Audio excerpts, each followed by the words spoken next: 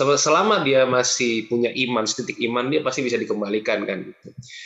Ya saya lihat dulu alasannya, kira-kira alasan mereka apa sih? Oh mau diperhatikan, oh misalnya keluarganya broken. Bismillahirrahmanirrahim. Assalamualaikum warahmatullahi wabarakatuh. Pemirsa Langit7.id yang dimuliakan Allah Subhanahu wa taala, kembali kita jumpa dalam program acara Apa Kabar Ustadz yang ditayangkan oleh Langit7.id.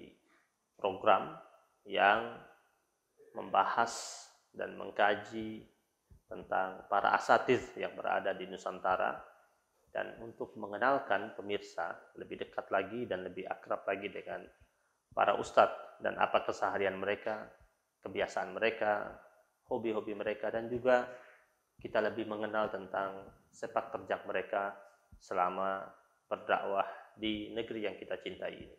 Dan pada pertemuan kita kali ini kita akan berdiskusi dan berdialog dengan Ustadz Zaki, yang alhamdulillah beliau telah hadir di tengah-tengah kita, dan untuk itu dari Langit 7 akan menyapa beliau. Assalamualaikum Ustadz. Waalaikumsalam warahmatullahi wabarakatuh. Apa kabar Ustadz, sehat? Alhamdulillah sehat. Sehat ya. Ini kali ini kita akan berdiskusi, akan bincang-bincang santai dengan Ustadz Zaki. Untuk awalnya kita mungkin akan tanyakan dahulu tentang Ustadz Zaki yang belum kita tahu nih dari mana, ya asalnya dari mana, asalnya lahir di mana, dan sebelum nanti Ustadz Zaki akan mengkisahkan kepada kita tentang ketertarikan beliau di dunia dakwah yang sekarang ini beliau geluti dalam menulis. Kalau tidak salah Ustadz Zaki ini banyak menulis ini. Salah satu media dakwah yang paling cukup baik untuk saat ini adalah tulisan tentunya. Kalau kata-kata itu hanya bisa masuk di audiens yang cuma ada mungkin 100-200 orang, kalau tulisan itu kan satu tulisan ibarat peluru bisa menembus ke jutaan kepala. Silakan Ustadz Zaki. Bismillahirrahmanirrahim. Assalamualaikum warahmatullahi wabarakatuh. Alhamdulillahi wa kafa wa salatu wassalam ala nabil mustafa wa ala alihi wa sahbihi wa man ihtada. Asyhadu an la ilaha illallah wahdahu la syarikalah wa asyhadu anna muhammadan abduhu wa rasuluh la nabiy rasul ba'da. Allahumma shalli wa sallim wa barik ala nabiyina wa habibina wa syafiina wa maulana Muhammadin wa ala alihi wa sahbihi wa man tabi'ahu bisanin ila yaumiddin. Alhamdulillah, terima kasih atas undangan dari Langit 7 ya, di program dengan tajuk Apa Kabar Ustadz. Ya, jadi jawaban saya kalau apa kabar, baik, alhamdulillah. Dan kalau soal latar belakang ya, nama saya Zaki Ahmad Rifai. Dia biasa dipanggil Zaki, lahir di Jakarta tahun 94 ya, bulan Februari tahun 94. Di saat itu tahun 98 itu saya merasakan ya kerusuhan. Ya waktu itu kan menjelang runtuhnya Orde Baru ya. Jadi merasakan betul gitu ya. Melihat langsung bahkan waktu itu saya naik bis kota tahun 98 itu saya melihat langsung dengan mata kepala sendiri. Usia saya waktu itu 4 tahun ya. Jadi ya sudah genap 4 tahun, jadi masih terekam jelas di dalam ingatan bagaimana sebuah kerusuhan itu terjadi. Kemudian saya bersekolah di sebetulnya sekolah Islam ya, tapi background keluarga saya bukan background keluarga yang punya basic agama yang baik. Ya, jadi bekal agamanya ya sekadar sholat 5 waktu lah begitu.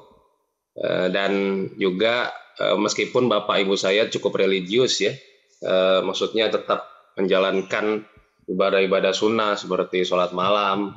Itu masya Allah ya, buat saya ternyata luar biasa, mereka istiqomah. Tapi memang secara basic keagamaan keluarga saya bukan keluarga yang punya basic keagamaan yang kuat.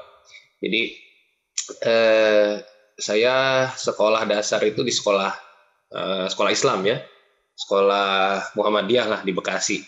Jadi ada sebuah yayasan yang dimiliki oleh Muhammadiyah, namanya SD Bani Saleh. Bani Saleh itu ada 6 kalau saya nggak salah sekolah SD. Dan tapi setelah itu apa ya, bisa dikatakan saya secara pribadi itu tidak, ya gimana ya, karena lingkungan keluarga juga memang bukan lingkungan yang agamis. Artinya menjalankan ibadah tapi tidak lantas di dalam kehidupan keseharian itu juga dilaksanakan nuansa-nuansa Islami gitu.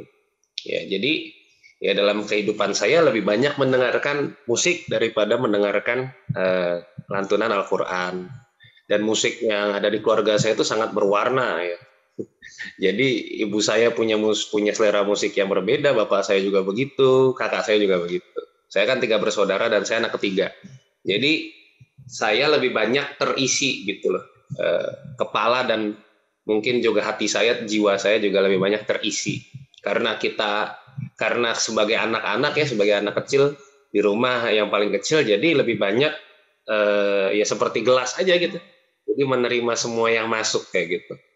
Nah, jadi saya kira ya itu menjadi pelajaran kemudian buat saya ke depannya gitu ya. Ya, tadi SMP, SMK ya, saya sekolah SMP, SMK juga di Bekasi. Jadi saat itu belum sadar bahwa apa ya, masuk pesantren itu penting gitu ya. Jadi saat itu ya kehidupannya masih kehidupan yang sangat bisa dikatakan sangat negatif. Baru betul-betul sholat 5 waktu itu mungkin, ya ini mungkin juga orang tua saya nggak tahu. Mungkin di usia-usia SMK dulu, itu baru betul-betul saya melaksanakan sholat 5 waktu. Karena memang di sana betul-betul ketat ya, meskipun SMK ya, anak-anaknya kan bisa kita katakan kalau zaman kita kuliah, zaman saya sekolah itu bisa dikatakan nakal-nakal ya. Tapi untuk urusan jam sholat mereka sangat ketat gitu. Jadi zuhur, terutama zuhur ya, kemudian juga asar, kita sholat bareng-bareng di masjid. Jadi mau nggak mau, gitu. Lingkungan itu juga mempengaruhi. Meskipun secara keseharian lagi-lagi seperti yang saya katakan, ya kenakalan-kenakalan yang saat itu, kenakalan-kenakalan remaja yang saat itu dilakukan, ya saya lakukan gitu. Nah itu baru di SMK. Nah proses itu kemudian saya sadari ternyata kehidupan saya ini kurang baik begitu. Lulus SMK baru kemudian saya hijrah makani. Dan hijrah kan yang sekarang sedang dipahami ini kan hijrah maknawi ya. Sedangkan yang saya lakukan hijrah makani, dari Bekasi saya pindah ke Jogja. Nah di Jogja itu baru mulai saya menyadari banyak hal yang baru yang bisa saya ikuti. Termasuk saya akhirnya masuk ke pesantren, kemudian belajar bahasa Arab, kemudian mencoba untuk menghafalkan Quran dan seterusnya, dan itu prosesnya cukup apa ya, bisa dikatakan cukup singkat gitu. Ya karena cukup singkat jadi ilmunya setengah-setengah aja. Nah tadi berkaitan dengan itu, nah ini mungkin yang mengantarkan ini proses yang mengantarkan saya berkonsentrasi, atau bisa dikatakan saya tuh nggak sengaja gitu Ustadz tercebur ke dunia dakwah lewat tulisan gitu ya. Jadi ya akhirnya sampai detik ini begitu, kemudian jadi punya kesadaran untuk menulis. Jadi seperti itu singkatnya latar belakang kehidupan saya sebelum berkecimpung di dunia ini. Ya. Jadi pertama kali tertarik ke dunia pesantren ini, apa pemicunya, awalnya apa ini pemicunya? Pemicunya jelas ya. Jadi waktu kan kita ini kalau dulu masih ada ujian nasional itu kan, kalau sudah kelas 12 atau kelas 3 ya, kelas 3 SMK, itu kan sudah nonaktif jadi siswa itu kan sekitar bulan apa itu, Maret apa April gitu. Jadi waktu menuju kuliah ya kan, menuju kuliah itu kan sangat panjang itu. Jadi ada sekitar 4 bulanan, 4 sampai 5 bulan. Makanya biasanya teman-teman yang anak-anak SMK tuh biasanya kalau untuk menunggu waktu tersebut biasanya kerja. Kan kerja ada yang kontrak cuma 3 bulan dan lain sebagainya gitu. Nah, di situ waktu yang cukup lama itu membuat saya ternyata alhamdulillah dapat ilham gitu ya, atau dapat waktu untuk merenung gitu ya. Merenungkan kehidupan saya gitu. Ini kayaknya hidup saya ini nggak bener banget gitu. Kalau melihat teman-teman yang seumuran saya atau saya melihat bahkan mungkin tetangga gitu ya, atau melihat teman-teman yang lain, saya merasa bahwa kayaknya hidup saya ini nggak baik-baik saja. Dan ya memang ada zikrul maut itu kan yang terbaik ya. Ketika banyak teman-teman, saya punya beberapa teman seusia bahkan adik kelas saya yang sudah meninggal gitu. Akhirnya kemudian saya sadar berarti ternyata memang nggak menjamin kesehatan usia ya, karena yang meninggal teman-teman saya itu juga yang sehat-sehat gitu, bukan yang sakit-sakitan. Jadi saya menyadari kayaknya harus mengubah ya. Dan saya kira cara untuk mengubah yang paling penting adalah juga mengubah lingkungan gitu. Jadi kalau saya tetap berada di waktu itu di kota Bekasi ya, saya merasa bukannya Bekasi jelek ya, cuma saya merasa kesempatan untuk bertemu dengan teman-teman yang dulu itu lebih besar ya, sehingga ya udahlah coba saya cari tempat yang lebih di mana saya bisa menemukan hal-hal baru dan bisa menemukan lingkungan yang baru gitu. Jadi ketertarikannya dari situ aja. Jadi merasa bahwa ini proses atau perjalanan hidup saya ini belum ada manfaatnya ya, bahkan sepertinya malah lebih ke arah yang negatif-negatif ya, mengecewakan orang tua dan lain sebagainya. Seperti itu yang membuat saya jadi tertarik untuk memperbaiki diri lah seperti itu. Nah, itu tanggapan keluarga gimana itu? Kan ini kan tadi kan antum cerita keluarga yang musiknya berbeda-beda, kemudian setelah itu ternyata ada anak paling bungsu yang tiba-tiba ibaratnya apa, putar haluannya ini 180 derajat ini. Jadi gimana tanggapan keluarga itu? Kalau dulu orang tua saya itu terutama bapak saya pengen saya masuk pesantren gitu, karena kan dari 3 anak itu tiga bersaudara kita nggak ada yang masuk pesantren. Bapak saya ingin sekali salah satu dari anaknya itu masuk pesantren, tapi nggak ada satupun yang masuk pesantren. Akhirnya harapan saya satu-satunya, tapi ya memang mungkin treatmentnya yang kurang tepat ya, karena waktu itu orang tua saya bilang, ini kalau nggak masuk SMP negeri ya, atau sekolah atau SMA negeri waktu itu, masuk pesantren aja. Jadi menjadi sebuah opsi yang exit plan gitu. Ya, buangan lah ya.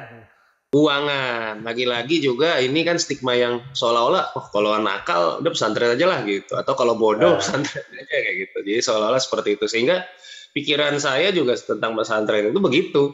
Ya jadi dan ditambah lagi teman saya yang dari SD, kemudian dia masuk SMP, dia masuk pesantren. Kalau lagi reunian SMP itu kan kalau lagi bulan puasa suka buka bersama tuh, itu pada ngerokok gitu ya. Maksud saya ya di usia saya itu pada ngerokok itu nggak aneh gitu waktu di SMP. Cuma lah ini yang pesantren pada ngerokok juga gitu kan, pada nggak sholat juga gitu. Di waktu sholat mereka pada nggak sholat. Jadi saya pikir buat apa gitu masuk pesantren kan, seperti itu. Sehingga waktu ketika saya sudah di Jogja itu, saya masuk pesantren ya, orang tua saya senang-senang aja. Cuma ya sebagaimana orang tua yang apa ya, yang bisa dikatakan lebih umum begitu ya secara pemikiran, jadi kan juga curiga ini pesantrennya pesantren apa, jangan-jangan begini, jangan-jangan begitu kayak gitu. Ada tanggapan nanti takutnya ke arah terorisme dan lain sebagainya, itu dulu ada. Makanya akhirnya kemudian saya ajak orang tua saya menengok, itu kan pesantren mahasiswa sebenarnya, jadi pesantren khusus mahasiswa. Saya juga ajak menengok Ma'had tempat saya belajar bahasa Arab. Jadi akhirnya ya kemudian orang tua saya, oh ya udah bagus lah kalau begitu. Seperti itu sih. Oh, jadi waktu itu kuliah sambil nyantri lah ya. Betul. Itu kira-kira berapa tahun waktu kuliah sambil nyantri? Secara resminya ya 2 tahun. Secara resminya ya. Artinya kalau saya kan kalau ngaji ke ustadz atau ke kiai itu mungkin lebih dari itu. Ya sampai sekarang ya kalau ngaji harus ya. Tapi kalau secara resmi officially kita di situ 2 tahun, karena ada angkatannya harus gantian. Karena kalau misalnya nggak gantian nanti ya nggak lulus di situ terus gitu. Itu secara resminya 2 tahun. Jadi secara resminya mondok di situ 2 tahun ya, ngalongnya istilah kita ya, santri kalongnya ya bertahun-tahun kalau itu sih. Sampai saya kan S1, S2 ya selama di Jogja itulah gitu. Waktu kuliahnya jurusannya apa diambil? Saya satu ambil muamalah ya. Muamalah tuh sekarang nama jurusannya hukum bisnis syariah ya kalau saya nggak salah. Ya. Kemudian S2-nya saya ambil hukum Islam. Nah, setelah antum masuk ke dunia pesantren, hal-hal menarik apa yang antum temukan? Kan sebelumnya kan antum ini kan lompatan dari dunia umum ya, kemudian sampai SMK bahkan ya, kemudian saya itu masuk ke dunia pesantren. Jadi hal-hal apa yang antum temukan itu awal-awal ya Ustaz? Kalau sekarang sih pasti antum sudah familiar sama dunia pesantren tentunya. Waktu awal-awal itu yang antum dapati apa? Awal-awal yang pasti perubahan secara gaya hidup yang pasti, karena biasa kita mengawali pagi itu kan ya suka-suka kita gitu ya. Ya meskipun ada orang yang mengawali pagi dengan udah kebiasaan begitu dengan misalnya sholat malam, terus kemudian dilanjut dengan subuh, kemudian dilanjut dengan zikir pagi atau tilawah dan seterusnya. Memang yang saya temukan pertama pasti rutinitas, yang akhirnya saya mengetahui bahwa ternyata memang manusia itu kalau mau berubah ya harus mengubah rutinitas gitu, dan harus kuat dalam rutinitas yang berubah itu. Ya itu kan kalau dalam bahasa kita kan istiqomah ya. Cuma kita kan melihat bahwa kok orang bisa sukses, kok orang bisa kaya ya, ternyata salah satunya adalah mereka kuat dalam menghadapi rutinitas. Ya, itu saya lihat. Kemudian yang kedua solidaritas ya, karena santren itu kan nggak semuanya miskin, nggak semuanya kaya. Kadang-kadang kan beda-beda orang-orangnya, ada yang kaya banget, ada yang miskin banget, ada yang pertengahan. Jadi saya lihat ya memang beda dengan asrama atau kos-kosan atau mes lah katakanlah gitu. Kalau di pesantren kan kita harus solider, artinya ini senasib sepenanggungan karena satu atap, ya saling bangunkan, saling bertanya begitu, saling mengingatkan begitu untuk hal-hal kebaikan, dan terutama misalnya udah mau ngaji nih gitu, saling mengingatkan. Jadi yang saya lihat seperti itu, sehingga ternyata memang kuncinya selain tadi rutinitas adalah lingkungan, karena memang itu yang membuat kita jadi terbiasa untuk melakukan satu kebaikan atau satu keburukan, ya lingkungannya kan begitu. Kalau lingkungannya baik ya kita jadi baik, kalau lingkungannya buruk kita jadi buruk. Ya itu sih yang saya temukan dari dari pesantren. Cuma saya kira memang agak berbeda karena ini kan pesantren mahasiswa ya, artinya pikiran mahasiswa itu kan sudah beda, lebih dewasa mungkin daripada yang dulu ya, daripada anak-anak misalnya sanawiyah atau aliyah. Karena kan kalau sanawiyah atau aliyah kan kayaknya lebih pahit ya. Lebih pahit ya. Iya, lebih perih, lebih berat dan lebih banyak orangnya kan begitu kan kalau zaman-zaman sekolah itu. Nah, kalau kita kan di kuliah ini sudah banyak mengenal dunia lah, bahasanya seperti itu. Jadi mungkin lebih mudah dalam berbicara, dalam bertukar pikiran, dalam saling mengingatkan. Alhamdulillah waktu itu lebih mudah seperti itu. Guru yang paling antum rasakan selama di pesantren yang banyak memotivasi antum? Kalau saya sih merasakan sebetulnya yang paling utama ya ustadznya ya, kiainya ya, karena mereka itu kan kalau kita meyakini ya, bagaimana di Ta'limul Muta'alim itu ya, Imam Az-Zarkashi itu kan memberikan insight kepada kita bahwa yang paling penting itu dalam menuntut ilmu itu kan sebetulnya bagaimana seorang murid itu punya adab yang baik sehingga ilmunya jadi berkah kan ya gitu. Jadi yang saya lihat memang lebih banyak seperti itu, karena kalau transfer of knowledge saya kira Google juga bisa kan gitu. Cuma kalau guru gitu kan harus bisa mentransfer bukan hanya knowledge, bukan cuma pengetahuan, tapi juga adab, ya teladan. Contoh, ya mereka bangun lebih pagi, mereka lebih rajin, bahkan kadang-kadang kita lihat mereka nyapu halaman begitu ya, nyapu kemudian bersih-bersih, cuci motor dan lain sebagainya, itu jadi contoh buat santri-santrinya kan kayak gitu. Jadi sehingga saya melihat ternyata ya memang untuk menjadi orang yang baik itu memang harus menyeluruh. Karena tadi saya katakan saya punya masa lalu yang kurang baik, Saya kira banyak hal yang perlu saya tebus gitu ya. Tapi kayaknya nggak mungkin kalau saya tebus satu-satu dosa-dosa saya gitu. Kira ya salah satu jalannya adalah dengan menuliskan apa yang diajarkan gitu. Jadi apa yang saya tulis itu ya apa yang saya dapat ya dari kajian, dari taklim gitu ya, dari majelis dan seterusnya. Seperti itu. Mulai tertarik dia sama dunia tulis menulis ini sejak kapan, Ustaz? Sejak masuk kuliah sebenarnya saya baru senang baca, betul-betul senang baca itu masuk kuliah. Jadi sebetulnya saya bukan orang yang suka baca dari sekolah ya. Cuma bapak saya itu kan itu langganan koran, nggak pernah putus itu. Koran datang setiap hari dan saya pasti membaca koran itu. Ngerti atau nggak ngerti gitu ya. Kadang kan kita kalau baca koran nih, ini topik apa, pokoknya saya baca koran. Satu, kemudian saya juga suka, waktu itu suka baca karya-karya fiksi ya, jadi novel. Nah kemudian ketika sudah kuliah, tertarik dengan dunia, pertama membaca ya pasti. Saya kan ketika saya masuk satu organisasi, kami yang sampai sekarang saya pimpin ini, Satuan Aksi Mahasiswa Muslim Indonesia, saya kan waktu itu kita berdiskusi, semua organisasi, namanya organisasi mahasiswa kan begitu ya, berdiskusi, kemudian ini referensinya. Nah, karena referensinya kemudian saya lihat dan saya cari kalau di Jogja itu kan alhamdulillah berlimpah ya, sumber-sumber orang jual buku itu di Jogja dari yang murah, dari yang harga paling mahal sampai harga paling murah, bahkan ada bajakannya kan kayak gitu. Itu melimpah sekali gitu. Jadi kita jadi terpacu untuk dia udah baca ini, saya harus baca ini, dia udah baca ini, saya harus baca ini. Ketika membaca, banyak dapat pencerahan, akhirnya saya berpikir ini luar biasa orang penulis ini ya. Misalnya waktu itu saya baca karya-karyanya Ibnu Qayyim Al-Jauziyah itu masya Allah banyak sekali kan. Saya pikir ini luar biasa Ibnu Qayyim ini, berapa pahalanya kalau kita hitung dari sejak dia menulis sampai dengan sekarang ya.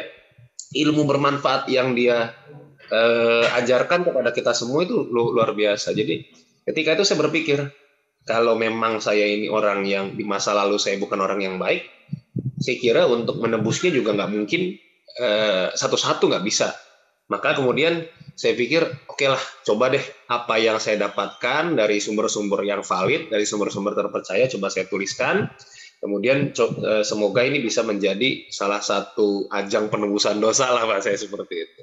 Jadi supaya gimana caranya supaya punya amal yang mengalir pahalanya, saya kira dengan tulisan gitu. Ya, betul sekali. Ini tulisan itu sampai ada ungkapan ulama yang mengatakan bahwasanya anak kandung ulama sejati itu adalah buku tulisannya. Jadi kalau jadi anak kandung sesungguhnya para ulama itu bukunya. Karena bukunya yang mendoakan dia terus-menerus. Kalau anak biologis bisa mendoakan, bisa tidak mendoakan, tapi kalau bukunya dia selama dibaca sama orang sampai kapanpun juga, Imam Ibnu Qayyim, para ulama salafus shalihin, para Imam Syafi'i, Imam Ghazali kan bukunya sampai saat ini tetap terus dibaca sampai kapanpun juga. Nah, antum nih mengikuti jejak-jejak mereka ini, dan sudah berapa nih karya-karya yang antum terbitkan? Kalau ya buku yang diterbitkan 1, 2, 3, 5, baru 5 kalau buku ya. Tapi saya kan di media sosial, di Instagram, yang saya sebarkan juga tulisan, tapi lebih singkat dan lebih ringan aja. Jadi kalau buku yang diterbitkan ada 5, itu dengan berbeda-beda tema ya. Dari yang pertama tentang dakwah, kemudian buku yang kedua tentang liberalisme, ya buku yang ketiga tentang bayan dari Al-Quran, kemudian buku yang keempat itu tentang aktualisasi diri, ya motivasi aktualisasi pemuda, kemudian yang kelima tentang pernikahan. Ya. Nggak tahu nih yang keenam saya juga sedang menyiapkan, cuma nggak tahu nih, jarang. Sekarang sudah makin kesini makin sulit sekali gitu ya untuk spend waktu untuk nulis gitu. Sekarang domisili di mana? Jakarta apa Jogja apa? Saya domisili sekarang di Depok. Ada punya majelis rutin maksudnya sama anak-anak remaja, kajian-kajian yang suka dibuat sama Ustaz Zaki? Untuk sementara ini belum ada lagi karena saya kan baru pindah sekitar 6-7 bulan lah ya. Saya di Jogja dulu ada 2 kajian rutin dan banyak kajian-kajian tematik banyak yang rutin ada 2. Tapi sejak saya pindah ya otomatis itu diputus gitu ya, nggak bisa dipindahin gitu. Tapi kemungkinan sih nanti kalau sudah rutinitas yang di Jakarta ini sudah mulai bisa ditata, mungkin nanti akan ada lagi insya Allah. Khususnya saya merasa khususnya remaja perlu ini, karena kita saat ini butuh ustadz-ustadz milenial ya yang mampu merangkul para remaja biar mereka tidak salah arah. Maksudnya apa yang dialami Ustadz Zaki saat waktu SMK. Jadi ketika antum menyelamatkan antum punya junior ketika SMK agar tidak seperti antum, itu ibaratnya dalam tanda petik antum menebus dosa antum dahulu gitu. ya, insya Allah itu. Jadi apa ya, sebenarnya ketika saya bertemu dengan katakanlah ya, let's say junior ya, atau anak-anak muda yang sekarang berada pada kenakalan ya, setidaknya saya dalam menilai mereka setidaknya lebih bijak aja ya, bukan berarti saya merasa bahwa lebih bijak daripada yang lain, enggak gitu. Cuma saya memandang ketika ada orang yang hijrah, lagi semangatnya nih hijrah gitu kan, biasanya kan wah kalau lagi semangatnya hijrah nih semua kayak dia nilai gitu ya, dia fatwakan semua gitu kan. Rokok haram, ini haram, begitu bid'ah, ini nggak boleh gitu kan kalau baru hijrah. Memandang orang-orang begitu ya, oh ya udah itu ngalir aja. Jadi ketika saya melihat misalnya ada orang pacaran, ya pacarnya udah nggak karu-karuan lah pacaran, bukan cuma sekadar chatting dan lain sebagainya. Saya melihatnya sebagai oh iya, ini fase mereka yang kita harus memahami apa sih alasannya. Jadi itu dulu yang pertama. Ketika kita ingin mengajak anak-anak muda hijrah itu, apa dulu? Kita harus tahu dulu dosanya apa gitu. Maksudnya maksiat yang rutin mereka lakukan tuh apa? Oh misalnya mabok, oh misalnya pacaran, oh misalnya yang sekarang ini agak ngeri ya, LGBT dan lain sebagainya. Kita harus tahu dulu alasan mereka itu sebetulnya apa sih? Kenapa kamu begini? Gitu. Karena setiap manusia itu kan punya hati nurani yang dimana dia selama dia masih punya iman, setitik iman dia pasti bisa dikembalikan kan. Gitu. Ya saya lihat dulu alasannya. Kira-kira alasan mereka apa sih? Oh mau diperhatikan. Oh misalnya keluarganya broken. Oh misalnya pernah punya trauma pelecehan dan lain sebagainya. Nah nanti kalau kita sudah tahu alasannya, tinggal kita arahkan mereka kemana. Kalau tadi misalnya trauma pelecehan, ya kita arahkan mereka ke komunitas-komunitas yang bisa trauma healing gitu ya. Atau ya misalnya kita hubungin aja psikolog-psikolog yang ada di lingkaran kita nih, ya untuk bisa memberikan penyuluhan kepada mereka. Oh ternyata mereka misalnya butuh perhatian, makanya mereka pacaran kemudian. Oh berarti salah satu caranya adalah ya dia harus memasukkan dia kepada circle yang sering saling mencurahkan perhatian. Oh misalnya ini ada yang narkoba, ada yang mabok, oh karena broken home, ya berarti dia butuh keluarga baru kayak gitu. Ya memang ini nggak 100% pasti berhasil, tapi setidaknya kita punya upaya. Jadi itu yang saya juga lakukan di Jogja waktu itu ya. Ya kalau misalnya saya ngisi di anak-anak SMA ya begitu gitu ya, sampai pacaran seperti itu kita terima aja ya. Kalau misalnya kita bilang dia salah, ya dia juga tahu dia salah. Cuma kan yang dia cari itu bukan disalahin gitu, tapi yang dicari adalah bagaimana caranya supaya mereka itu bisa bangkit dari kesalahan-kesalahan. Ya itu saya juga merasakan, soalnya dulu ketika saya baru awal-awal sekali hijrah itu, semua ustadz saya temui macam-macam kan. Ustadz itu ada yang nggak boleh begini, nggak boleh begitu. Kita tuh jadi down gitu kan. Akhirnya lama-lama kita bisa menemukan. Nah dari situ makanya saya di Jogja itu salah satu waktu itu kajian rutin yang paling ramai itu tentang sahabat Nabi. Jadi saya pilih sahabat Nabi yang relate gitu ya, yang berhubungan dengan kondisi sekarang misalnya, atau yang berhubungan dengan kondisi anak muda saat ini.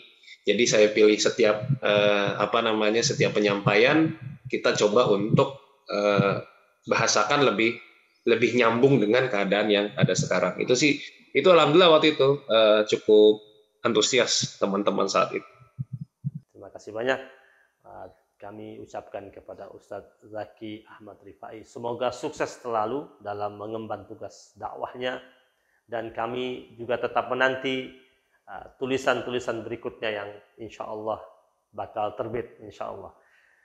Baiklah pemirsa Langit 7 dimanapun Anda berada, demikian tadi diskusi kita yang begitu hangat dengan Ustadz Zaki Ahmad Rifai yang telah mengkisahkan kepada kita tentang perjalanan hidup beliau. Demikian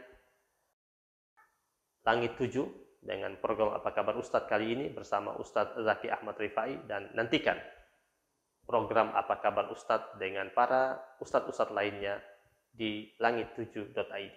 Dan jangan pernah berhenti untuk mengakses program ini, dan jangan lupa untuk like dan subscribe. Wassalamualaikum warahmatullahi wabarakatuh.